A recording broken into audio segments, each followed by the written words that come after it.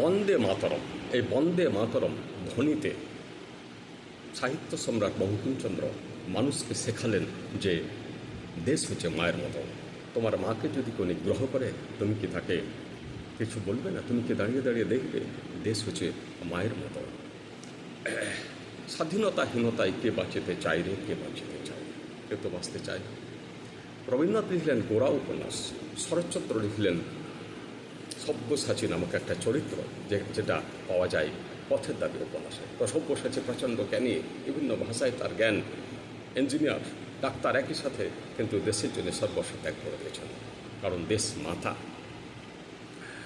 ঋষি অরবিন্দ যখন আলিপুর ষড়যন্ত্র মামলায় অভিযুক্ত হয়েছেন, তখন দেশবন্ধু চিত্তরঞ্জন দাস তার হয়ে বললেন যে if to love the motherland is a crime, then Aurobindo Ghosh is a criminal.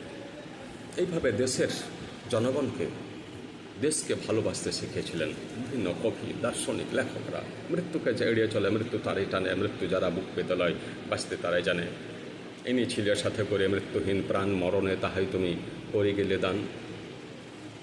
আরও বিভিন্ন লেখক, দার্শনিকরা দেশপ্রেমের মন্ত্রে মানুষকে উদ্বুদ্ধ করলেন। তাছাড়া আছে গীতা, বেদান্ত শাস্ত্র, বিবেকানন্দের বর্তমান ভারত, নানান গ্রন্থের দ্বারা তারা প্রভাবিত হয়েছিল। নমস্কার।